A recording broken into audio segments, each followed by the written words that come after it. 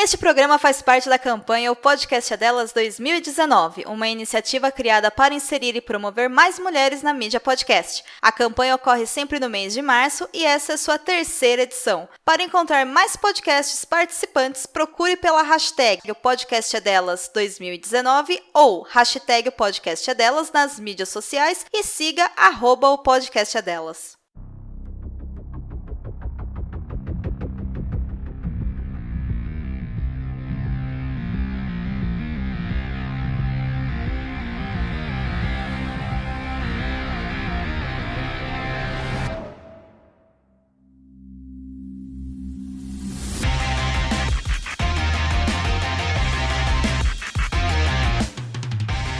E estamos de volta com o BBcast, o seu podcast de automobilismo e outros nerds. No episódio 20 vamos falar sobre o GP da Austrália da temporada 2019 da Fórmula 1.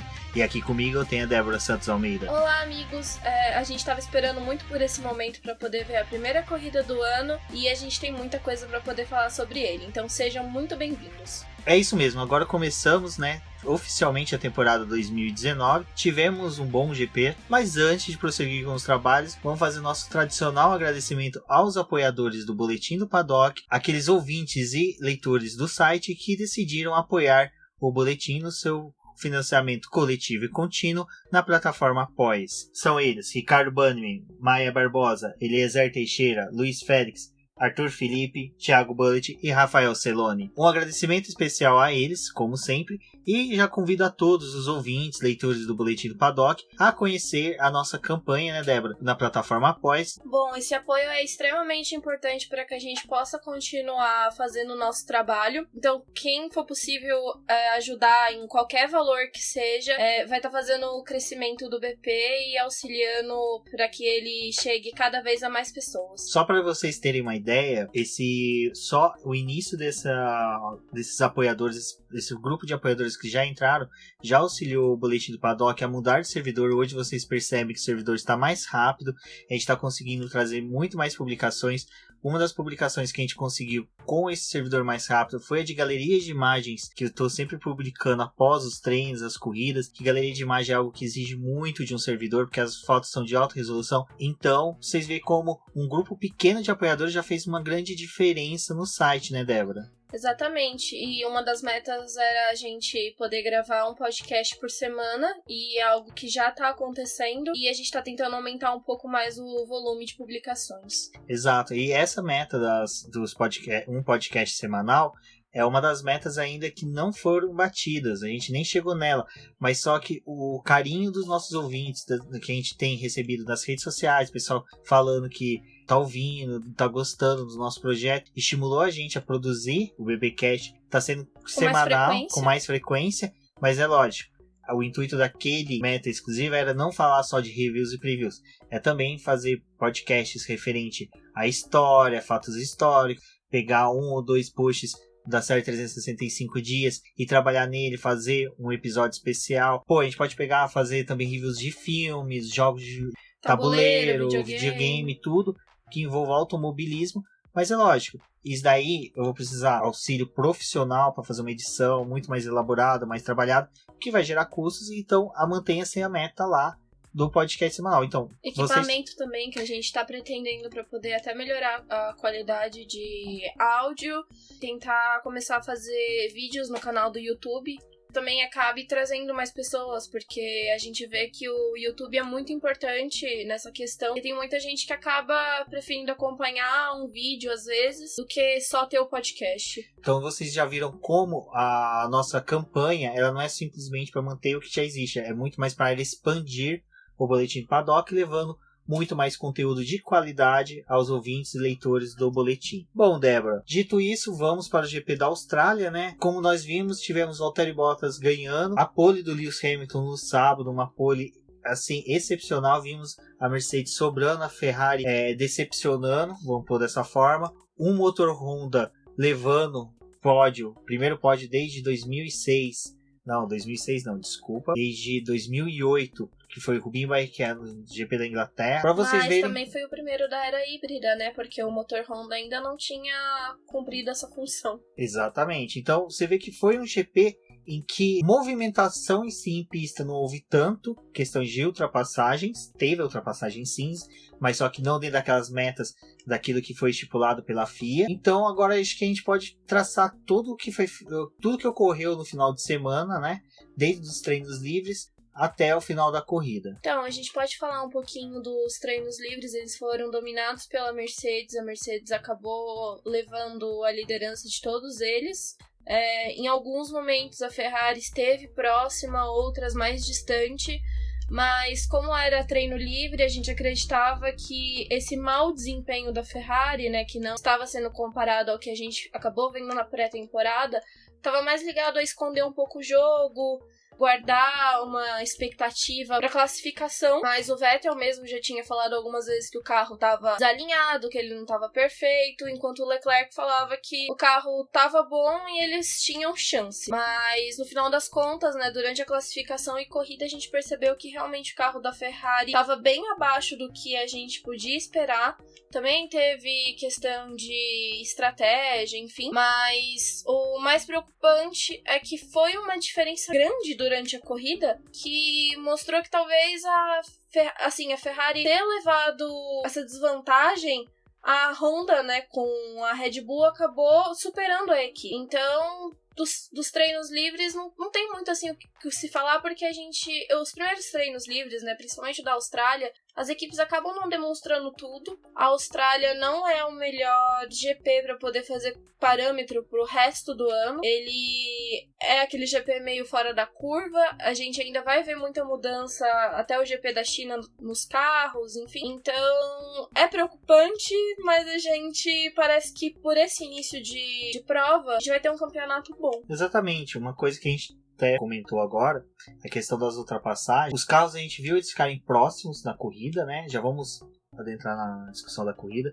A gente viu os carros ficarem próximos, mas só que eles não ultrapassavam. O próprio Gasly comentou isso, né? Que ele chegava próprio. O Grosjean, ele em entrevista para Motorsport, ele falou que, olha, ficar próximo você consegue. Mas o que acontece? Os pneus superaquecem. A gente mudou todo o sistema, esquema de aerodinâmica dos carros para permitir um ficar próximo do outro, mas não foi mudada a goma, os pneus. O que está acontecendo? Os pneus estão superaquecendo, a gente pode ficar perto, mas consome um pneu que obriga a gente a fazer um pit stop mais cedo. Então, ou seja, se pensou de um lado, mas não se pensou do outro. Então, tá tendo aquela coisa. Chegar, a gente viu, teve uma hora que o Giovinazzi ele fez um trenzinho ali que ficou 4 carros atrás dele, ninguém conseguiu ultrapassar. Ah, mas a pista de Melbourne é travada. É travada, mas não é impossível de ultrapassar. Não existe isso. Até porque ela tem 3 zonas de DRS que proporciona justamente a ultrapassagem. Exato, e principalmente esse super DRS que foi falado, que a asas aumentou, a abertura do DRS aumentou. Eles agora têm um botão ultrapassagem, ele não é igual ao que a Stock Car usa, que dá aquele tempo de potência a mais pro motor. Ele sim ajuda a reforçar um pouco da potência do motor para ela poder ser exigida praticamente no seu ápice, mas é uma coisa mais rápida, só tipo, chegou, passou, desativou, para poder você realmente concluir a ultrapassagem. Mas mesmo assim a gente viu o Gasly tentando fazer isso com o Kvyat, o Norris pedindo, a equipe falando pro Norris, não, você pode acionar esse botão para que você faça a ultrapassagem, e ele mesmo acionando, ele levou várias voltas até conseguir passar.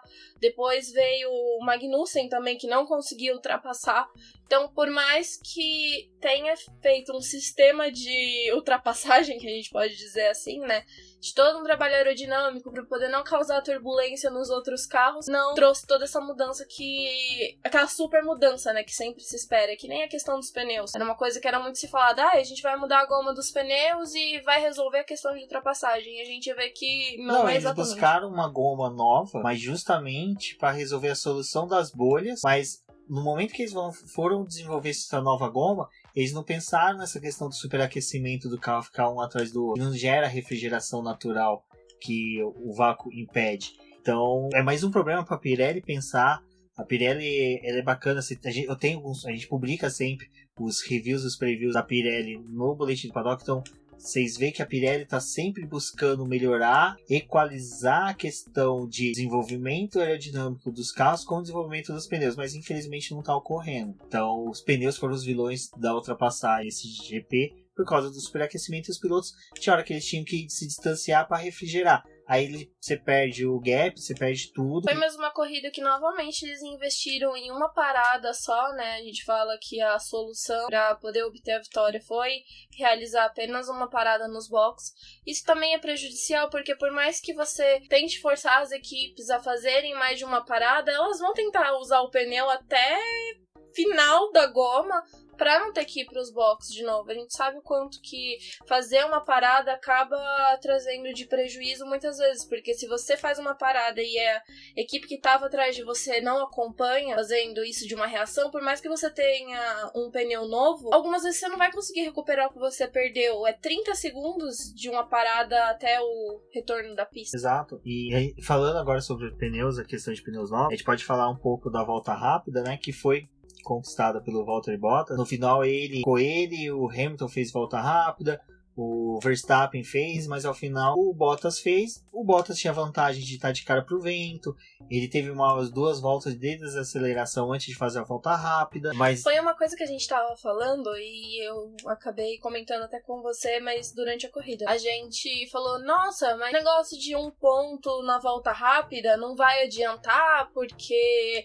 muitas vezes quem tá atrás vai querer colocar o pneu, né, se fosse nesse caso, vai querer colocar o pneu pra poder tentar a volta rápida, mas a gente acho que esqueceu que a volta rápida ela não tem que ser aquela volta voadora, é a volta rápida da corrida, tipo, você não tem que bater um recorde, bater um recorde que tinha na pista ou fazer alguma outra coisa do tipo, é só você virar mais rápido que os outros. O Bottas, ele teve numa condição ideal de estar na frente, com o carro livre, conseguir refrigerar o motor para poder fazer a volta rápida. O Verstappen também tinha tentado, só que eu acho que de todo esse cenário a gente esqueceu justamente disso. Não necessariamente você precisa estar com um pneu bom, porque conforme os tempos vão caindo, depois que o combustível vai diminuindo nos carros, é natural que os carros que estejam na frente, que tem um motor melhor, enfim, vários cenários, acabe conseguindo a volta rápida. Não, o Kimi Raikkonen era o mestre de obter voltas rápidas, o Ricciardo também ano passado conseguiu inúmeras voltas rápidas, estando na frente com o pneu já usado, mas é aquela coisa.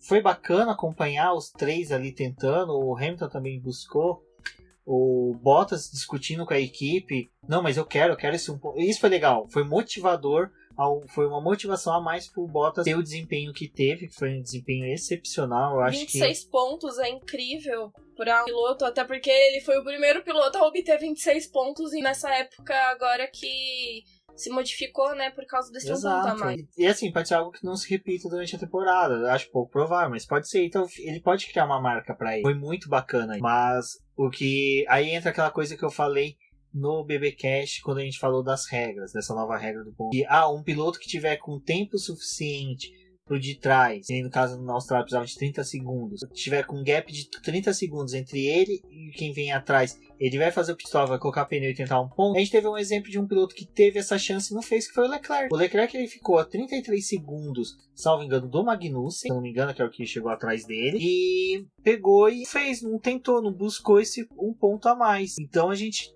teve aquela... Eu tinha traçado essa possibilidade de que houvesse, né, o piloto que tivesse um espaço suficiente para entrar nos boxes, buscar o ponto, não buscou, não quis. O Vettel, por exemplo, ele poderia ter feito isso, porque o Vettel, se ele colocasse pneu novo, ele voltaria atrás do Leclerc, mas só que é o Vettel, ele facilmente ultrapassaria o Leclerc novamente. Então, eu acho que esse um ponto, ele vai ser sempre trabalhado naquela condição que o piloto tenha, que é indiscutível a possibilidade dele conseguir. Tanto ele como a equipe sabem que ele vai conseguir. Nenhum piloto vai arriscar. Isso ficou notório nesse final de semana. Mas o Bottas arriscou. O Bottas arriscou porque ele era líder. Ele ainda tinha borracha. Ele mesmo falou que ele ficou preocupado, mas só que ele teve o feedback da equipe falando que ele tinha borracha, que sim, ele poderia tentar, mas que eles não aconselhavam, mas ele quis. Então fica aquela coisa ainda, ao meu ver, que a restrição aos 10 primeiros ficou um pouquinho ruim, Porque se você tivesse um pouco mais abrangente, você tinha pilotos lá atrás que poderiam ter buscado. Em nenhum momento a gente viu oscilação da primeira volta entre os 20 pilotos. A gente só viu entre os 3 primeiros. Os 20 pilotos não tentaram. Então, você vê que não foi motivação a mais para os outros pilotos tentarem. E tem outra coisa também. Do 7º piloto pra trás, né? No caso do 6º pra trás, todos tomaram tomaram uma volta. Então, você tinha tempo de justamente do 7º até o 10º, talvez arriscar, né? Pra pelo menos conseguir a volta rápida e somar já os pontos que você acaba somando por estar dentro dos 10 pilotos que terminaram a corrida. É que nem, se você parar pra olhar, o Gasly, o Pérez, eram pilotos que tinham carros que poderiam buscar a volta rápida. O Gasly, é uma Red Bull com motor Honda que se provou que é bom e pode. Ele ameaçou algumas vezes o próprio Kvyat na pista pra poder tentar a ultrapassagem, depois ele acabou desistindo, que foi justamente aquele cenário que a gente já traçou pra vocês. Não conseguiu chegar, né? Com a frase famosa do Galvão, chegar uma coisa, ultrapassar é outra. Daria até pra poder tentar arriscar ali. Será que o Galvão faz lobby junto à Pirelli e à FIA para que eles não facilitem a ultrapassagem? Somente chegar? Teorias da conspiração estão lá. Dito isso sobre a corrida, eu acho que a gente passou mais ou menos por tudo que aconteceu. A vitória do Bottas foi uma boa vitória. Ele deu o pulo do gato realmente de ter investido, largou melhor, passou o Hamilton e ele abriu vantagem.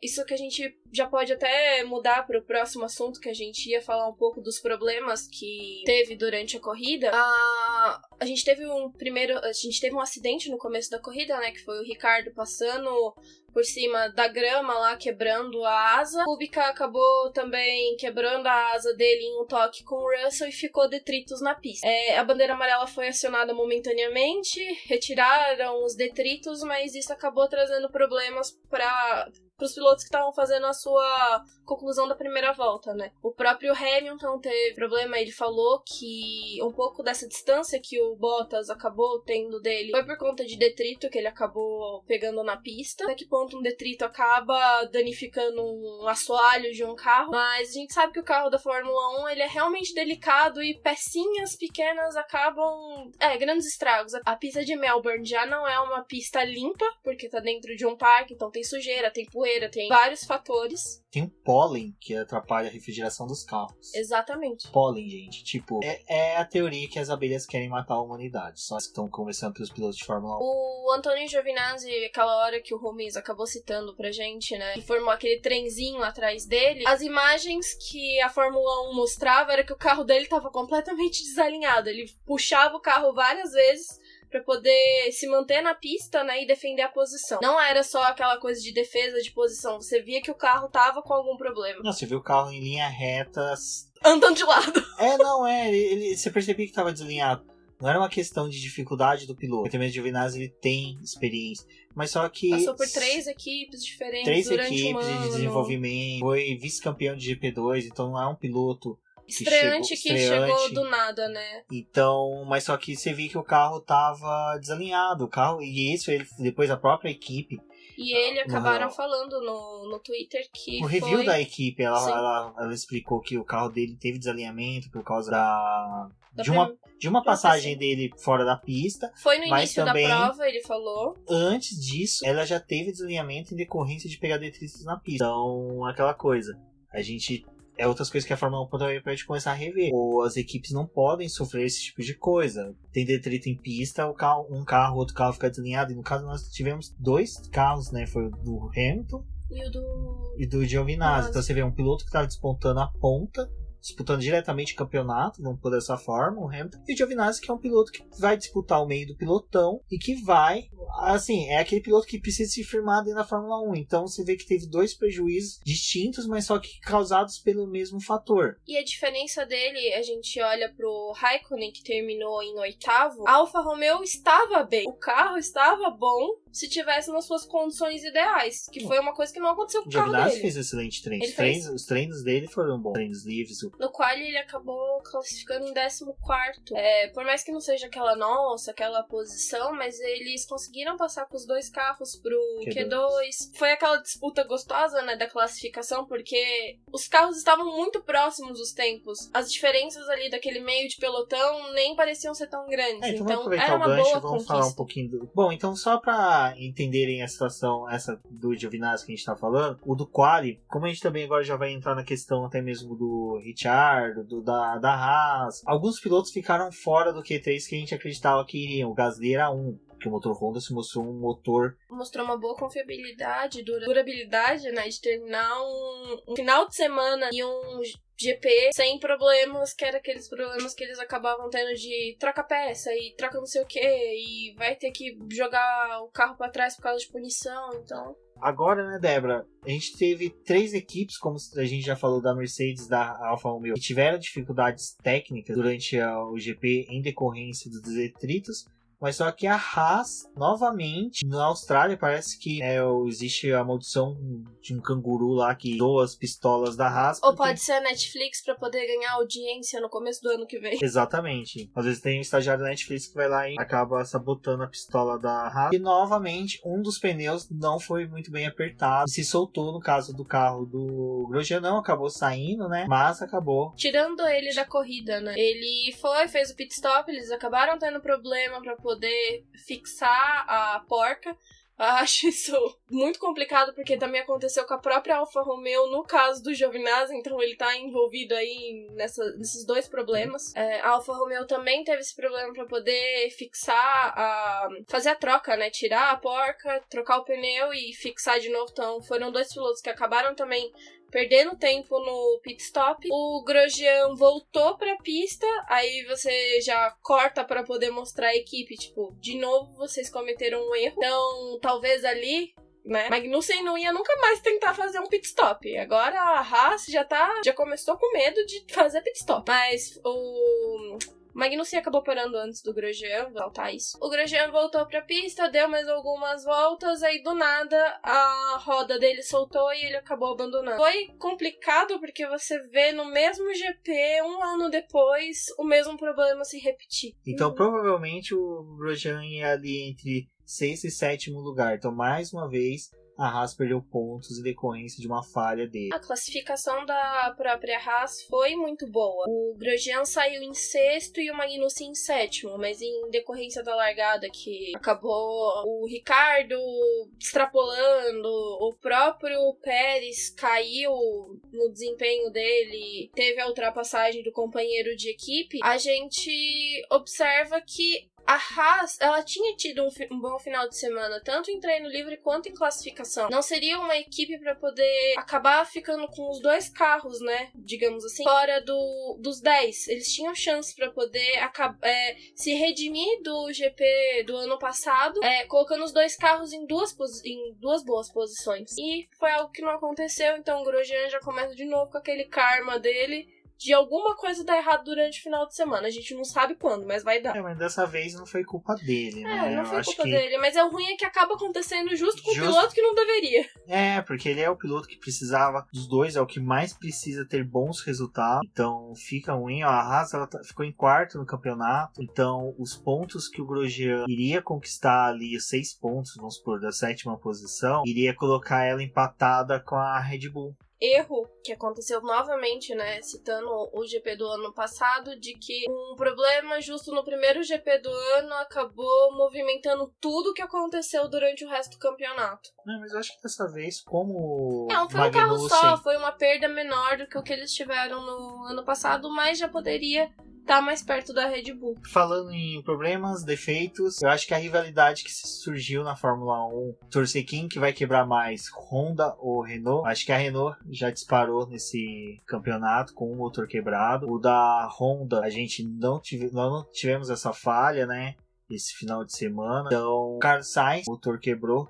Ele até em decorrência do incêndio, acho que até um pouco da demora ali dos fiscais chegar para apagar o incêndio, teve uma perda grande do motor, então o motor vai ter que ser praticamente refeito. E para quem tem 3 motores pro ano, você já perder parcialmente o primeiro já é um prejuízo gigantesco. São 7 corridas para cada motor, então tem um prejuízo logo na primeira corrida, você acaba até o desempenho do próprio motor durante o ano. Provavelmente esse motor ele deve retornar na corrida em que a exigência de motor é menor, deve ser utilizado que nem na época da Honda a McLaren fazia. Mas é uma pena, porque o Carlos Sainz vinha num bom final de semana, mesmo tendo tido dificuldades no qual, então ele mesmo lamentou a equipe. A McLaren acabou tendo problema na classificação, eles acreditavam que o desempenho das outras equipes não iria superar eles durante a classificação, então eles acabaram ficando no Q1 mesmo, não conseguiram evoluir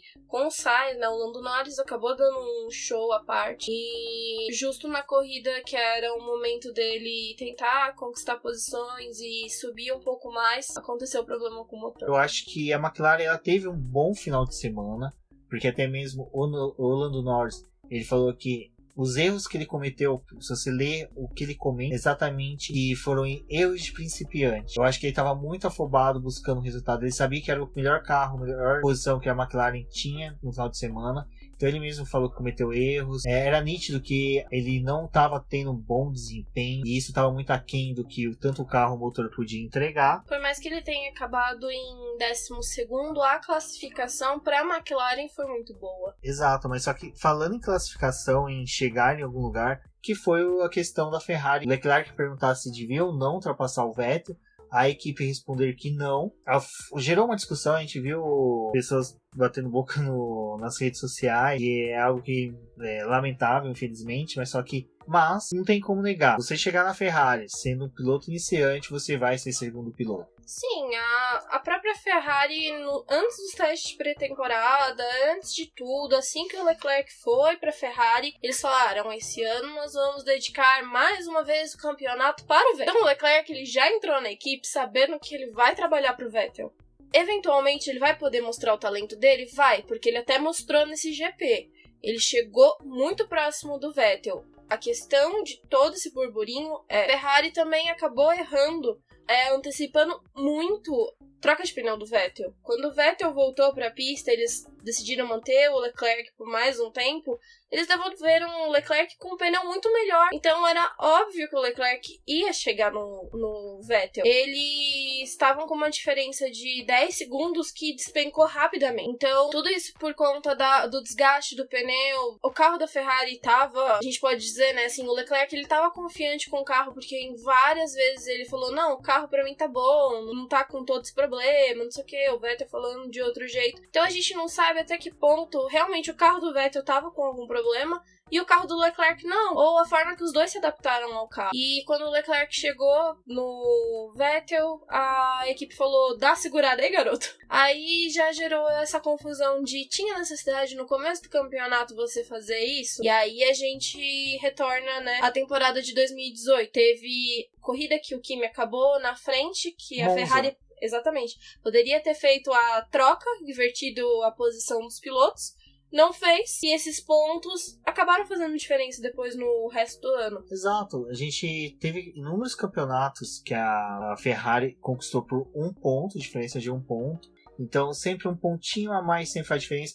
Ross Brawn, atual chefe na Fórmula 1 de desenvolvimento técnico, foi o dono da equipe Brawn, que foi campeão em 2009, foi da era de ouro da Ferrari, na época que a Ferrari tinha o Dream Team, que era Schumacher, Ross Brawn, Jean Todt, Rubinho Barrichello, eles conquistaram todos aqueles campeonatos. Ross Brawn já veio também da época da Benetton, que conquistou os dois campeonatos do Schumacher, os 2 primeiros na Benetton. E ele sempre falou, quando questionaram ele referente àquele hoje sim, hoje não, do Rubinho Barrichello com o Schumacher, quando ele foi questionado, ele falou, vocês não sabem como é frustrante perder o campeonato por 1 ponto e como é feliz você ganhar por 1 ponto. Então, ser esse 1 ponto a mais, às vezes pro Vettel no final do ano pode valer. No atual cenário que a Fórmula 1 tá, a gente vê que a Ferrari não tá tudo aquilo que ela prometeu, não tá tão próxima como ela foi prometida. Esses pontos que o Vettel conseguiu vão ajudá-lo. Se a gente parar para pensar que o Vettel não terminou próximo do Hamilton, tinha uma Red Bull ali no meio, a gente pode jogar um parâmetro de que nas próximas corridas o Vettel sabe que vai ser Mercedes, Red Bull, Ferrari. Então, tudo isso passa na cabeça dos engenheiros, do pessoal da Ferrari, antes de falar, libera para ultrapassagem. Falar que os dois pilotos podem disputar posições, a Ferrari vai falar, mas a Ferrari ela vai assistir o momento daquela disputa. Compensa colocar os dois para disputar ou não? Eu acho que a gente vai ver disputa entre Vettel e Leclerc, sim, quando as Mercedes estiverem atrás deles e existir uma folga no campeonato. A gente já começou com um campeonato bem mexido. Essa questão realmente da Red Bull estar no meio da Ferrari não era algo que a gente tinha projetado na pré-temporada. A Red Bull a gente sempre fala que ela é aquela equipe que vai tirar ponto das ponteiras. Ninguém esperava que o motor Honda fosse render tanto em um primeiro GP. E por mais que durante o resto do ano talvez esse cenário não seja o mesmo, para uma primeira corrida você acaba ganhando confiabilidade. E eu não tô falando isso de motor, eu tô falando isso na questão de piloto e time. Você acaba desenhando que o seu carro é tão bom que você agora não vai só tirar ponto. Você tem chance de vencer, você tem chance de entrar no pódio, porque foi justamente o que o Verstappen fez. Ele chegou no Vettel, ele passou. Ele não ficou preso atrás do Vettel. Ele mostrou que ele tinha carro,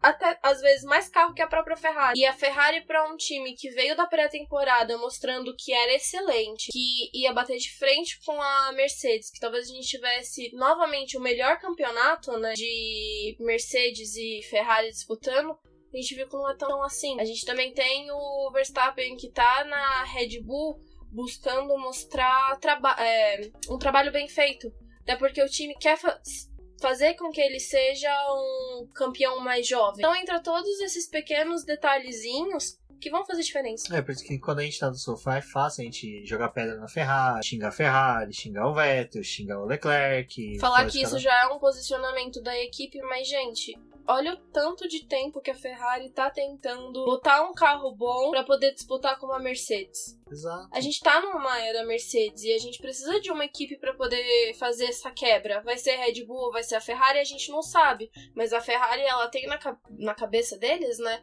Obviamente que tem que ser eles pra poder acabar com essa hegemonia. E aí você vai e toma esse balde de água fria logo no primeiro GP do ano.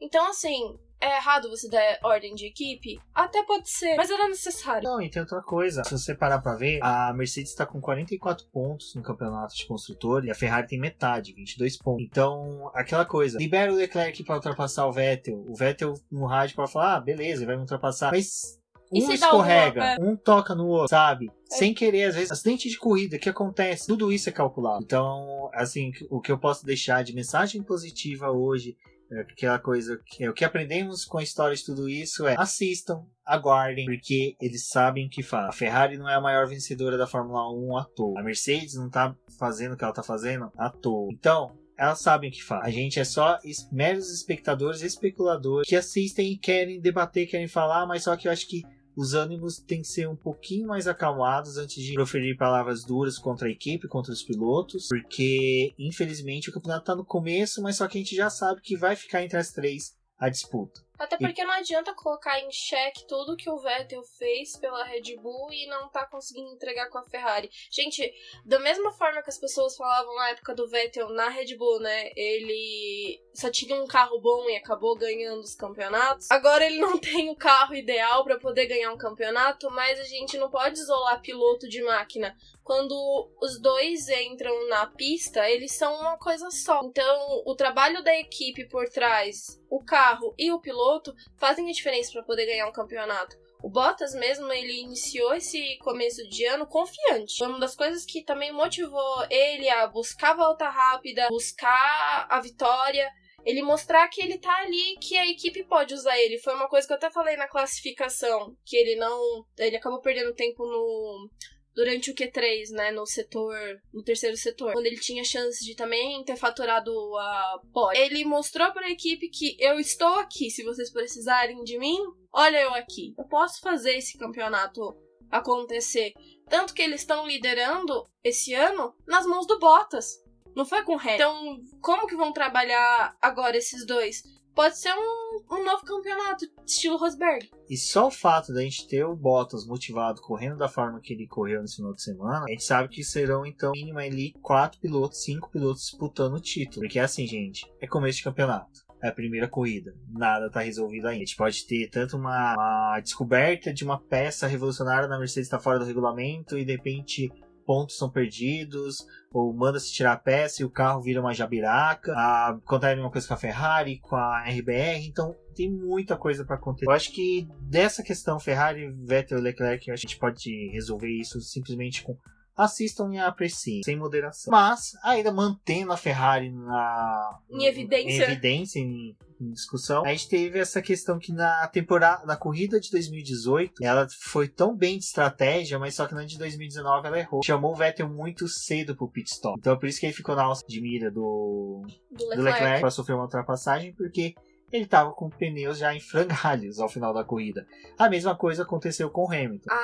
O Vettel acabou fazendo a parada dele, a Mercedes reagiu com o Hamilton também fazendo a parada no giro seguinte, voltou com o Hamilton na frente, e aí a gente já vê tudo o que aconteceu, né? Os dois pilotos com problema de pneu, o Hamilton reclamando constantemente de que a equipe tinha errado com ele, sim, porque tinha devolvido ele para a pista com um pneu que provavelmente não iria aguentar até o final da corrida. E quando a gente fala aguentar, não é você ter que ir pro pit stop e realizar uma parada.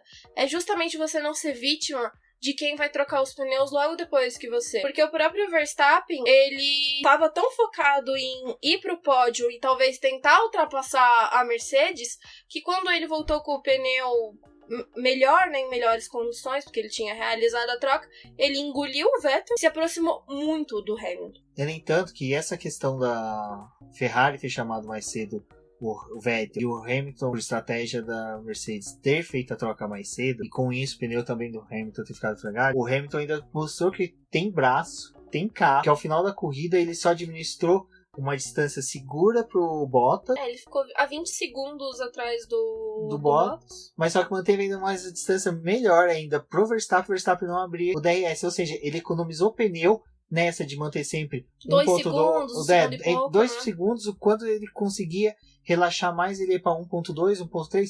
Então é para vocês verem que mesmo em condições inferiores o Hamilton foi um tremendo de piloto no final de semana. E aí a gente volta a lembrar que tava com o carro com problema e entre outras coisas, e acabou mostrando todo esse bom desempenho para a própria Mercedes, né? Exato. Então, assim, por isso que eu falo, tanto o Vettel como o Hamilton nesse final de semana fizeram uma corrida maiúscula.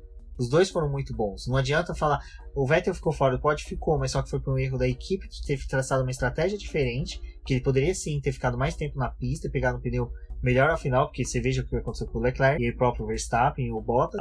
Mas só que um erro da equipe, de estratégia da equipe, prejudicou o Vettel. Então, se vocês verem o Vettel reclamando, gente, às vezes ele tem até razão quando o pessoal erra com ele. E o Leclerc mesmo, ele tava com um pneu mais duro, que foi o que o Vettel utilizou. Ele foi com um pneu médio, enquanto o Vettel tava de macio quando eles realizaram a troca. Então, por mais que fosse uma goma mais dura e mais lenta, ela tava nova, né? A diferença delas é pequena, então o gap entre os dois é bem... Bom, acho que um destaque que foi bem bacana da corrida foi a Racing Point, que parece que o filhinho Stroll quis mostrar serviço, que é um aumento da mesada, né? Então ele conseguiu ali um bom resultado na corrida. Papai pagou, passou.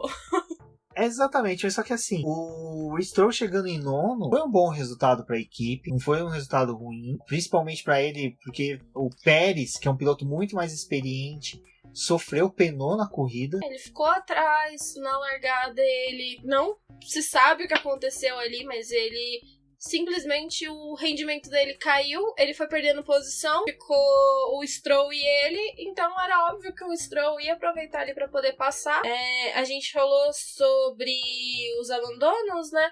E ele acabou conquistando posição até chegar em um lugar. O Kvyat ficou em 10º, não ameaçou a posição dele. E é muito engraçado porque a gente tava assistindo a corrida, aí de boa, né? Do nada você olha assim, o que o Stroll tá fazendo em novo? Não, então é surpreendente, é bacana, é legal você ver essa entrega do Stroll, ele ter conseguido, porque a gente pode ter 1000 críticas a ele, mas quando ele obtém um resultado como ele obteve, nós temos que dar o braço a torcer. Ele correu Até muito. porque quem se classificou em 10º foi o Pérez. E o Stroll, ele acabou largando de 16º. Então, olha o quanto que esse menino acabou fazendo, né? Pra poder chegar Isso em nono. era o que eu ia comentar agora, de 2 pilotos que tiveram destaque nessa questão de se classificarem ruim e conseguirem um bom resultado, né? Que no caso aqui, o Stroll, como a gente disse, largou de 16º e conseguiu o 9º resultado. E o Nico Hülkenberg, que largou de 12º, 11º, desculpa, e chegou em 7º. E era pra própria Renault ter acabado melhor com o Ricciardo.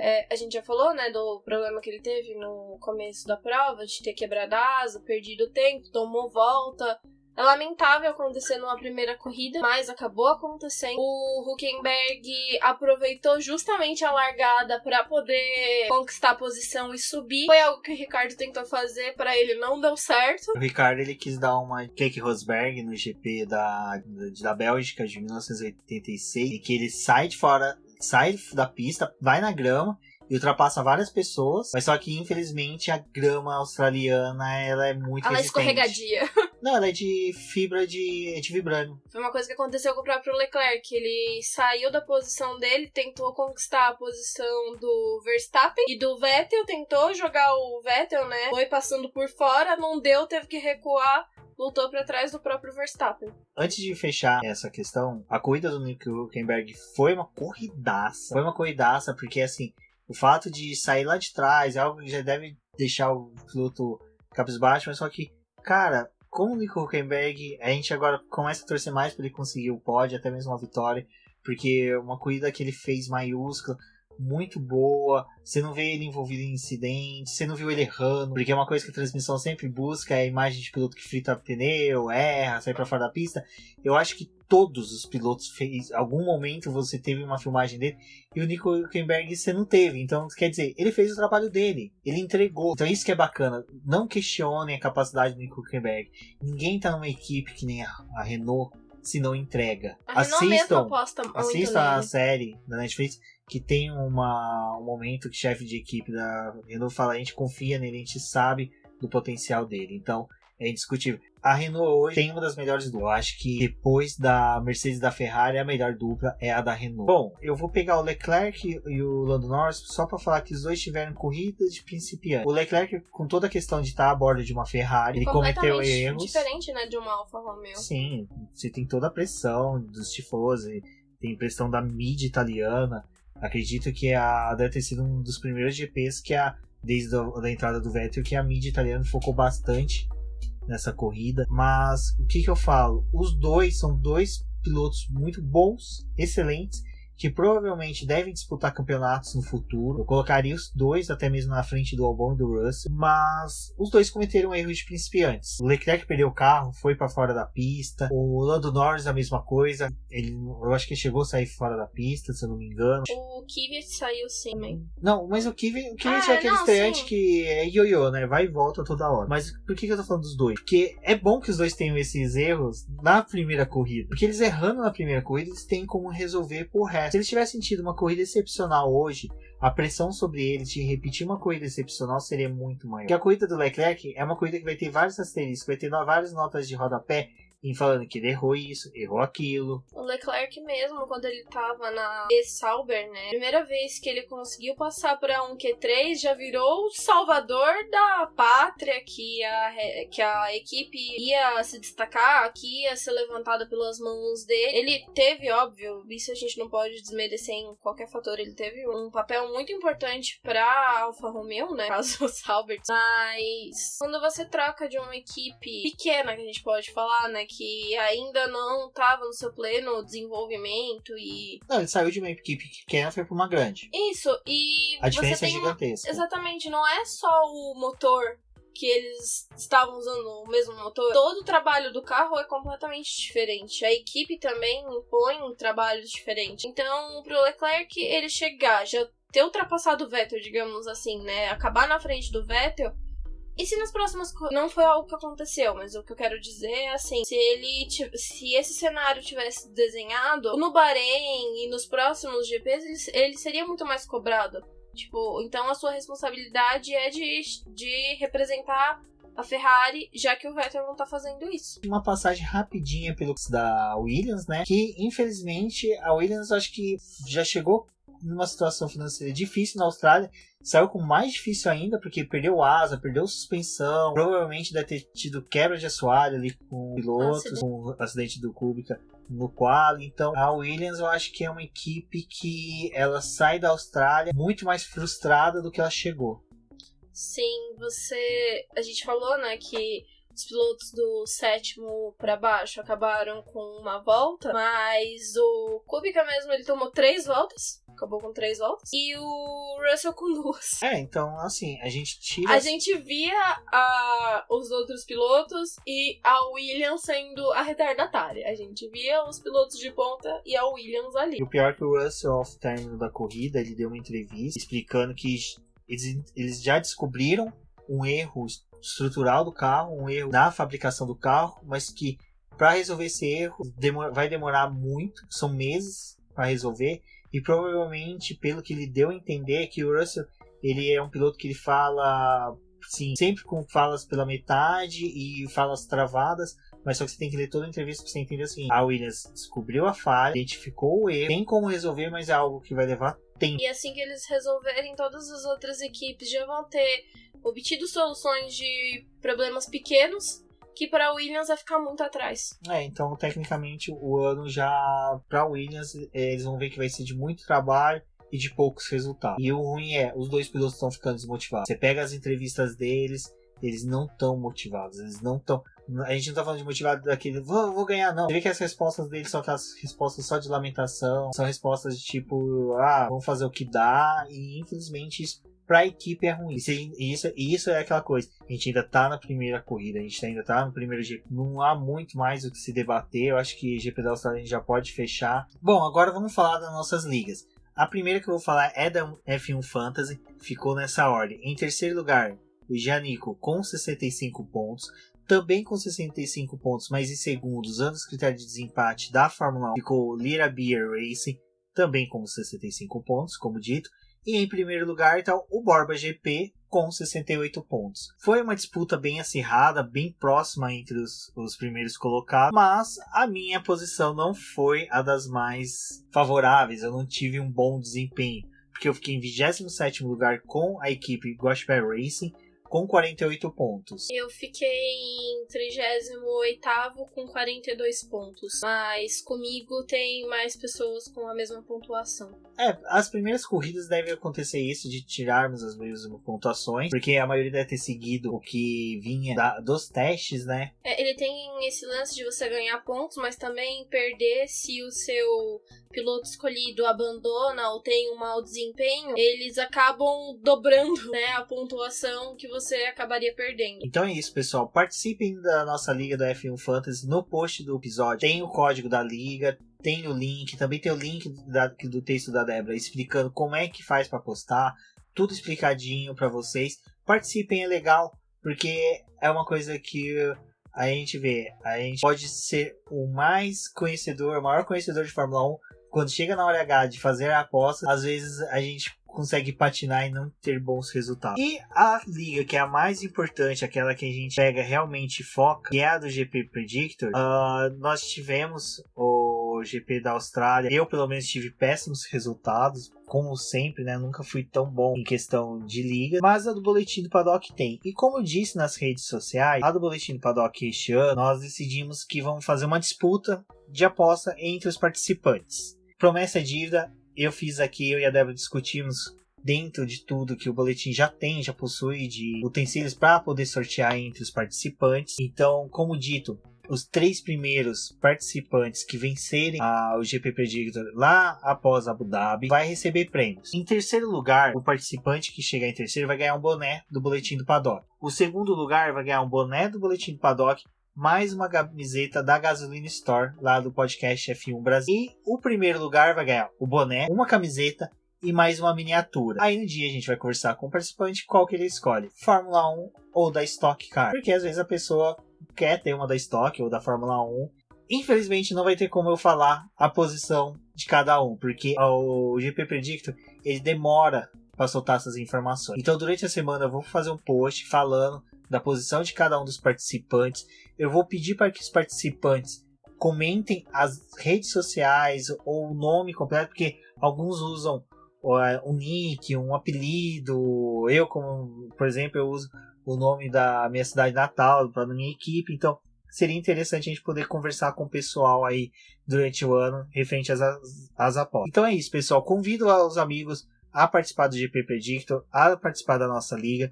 Vai ter esses prêmios ao final do ano. Então comentem no post se querem participar, se não querem, se acham, que acham dos prêmios, enfim. Vamos debater aí, porque vai ser uma temporada longa. Tem como a gente aumentar a disputa, a sempre estar comentando. Convidem os amigos, que tudo isso faz parte desse universo que o Boletim Paddock quer criar.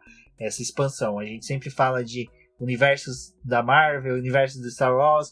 O Boletim Paddock também quer criar esse universo dele. Então eu convido a todos a participar. Ressalto, mais uma vez, eu convido a todos a conhecer a nossa campanha de financiamento contínuo e coletivo lá no Apoia. Tem link no post. Convido a todos a participar, a divulgar, porque quanto mais o boletim poder crescer, mais a gente vai trazer informações, interagir com vocês. Porque é aquela frase que vocês veem muito nas redes sociais: jornalismo sério não se faz sem recursos. E esses recursos que o Boletim do Paddock está recebendo está sendo aplicado no site e vocês já estão vendo. Podcast semanal, servidores, site mais rápidos, galeria de imagens. E, gente, só a Fórmula 1 começou, né, Débora? A gente ainda tem a Stock Car, que é uma categoria que a gente acompanha de perto.